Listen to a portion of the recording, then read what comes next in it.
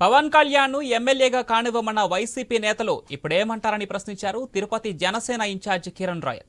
కూటమి గెలిచినప్పటి నుంచి ఈవీఎంలలో అవకతవకలు జరిగాయంటున్నారు. 2019లో వైసీపీ అలాగే గెలిచిందా అని చురకలంటించారు. ఆడుదాం ఆంధ్ర అని రోజా కోట్ల రూపాయల దోపిడీకి పాల్పడ్డారని ఆరోపించారు. పవన్ కళ్యాణ్ అంటేనే ఒక బ్రాండ్ అని, డిప్యూటీ సీఎం పంచాయతీరాజ్ శాఖ మంత్రి కావడంపై అభినందనలు తెలిపారు. ఎమ్మెల్యే అయితే చాలు, ఎమ్మెల్యే గెలవండి, ఎమ్మెల్యేగా గెలుస్తారా అని చెప్పి విమర్శలు చేసిన వాళ్ళు ఈరోజు ఆయన one and only deputy CM. Okay, మీలాగా జాతరలాగా 5-6 అమ్ముకోలేదు ఆయన.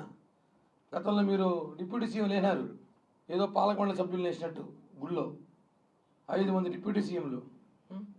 ఇదే పవర్లో పౌరుల వాళ్ళకి చూసారా.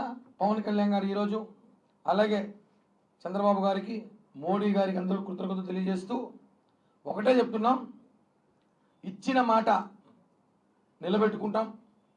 ఆయన ఇప్పుడు కూడా ప్యాలెస్ నుంచి బయట రాకుండా తాడేపల్లి ప్యాలెస్ నుంచి ఏం మాట్లాడుతున్నాడంటే ఈవీఎంలో ఏమో జరిగిందంట. సరే 150 సీట్లు వచ్చినప్పుడు అప్పుడు కూడా ఈవీఎం జరిగిందా? ఇప్పుడు గుర్తుపెట్టుకోవాలి. వైసీపీ నాయకులు నాకైతే ఈ రోజుతో 10 రోజుల్లో కనిపించి పాపం ఎవరు కనిపించట్లేదు, ఒకరు కూడా మాట్లాడతారేమో అనేసి.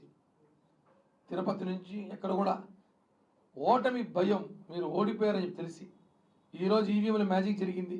మళ్ళీ ఓదార్చా అంటే ఆయన ఇంటికి వచ్చి అందరినీ ఎవరినో ఫస్ట్ ఆయన ఓదార్చాలి. అందులో మనందరం ఫస్ట్ మనంతా వెళ్ళి ప్రజా ఓదార్పు యాత్ర అని చెప్పి జగన్ నిద్రపోవట్లేదైనా ఆయన ఓదార్తాం.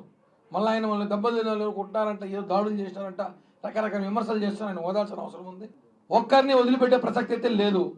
నిన్న చంద్రబాబు గారు చెప్పారు టీటీడీ నుంచే ప్రక్షాళన మొదలవుతుందని. వాస్తవం. పవన్ కళ్యాణ్ గారు ఎమ్మెల్యే అయితే చాలు,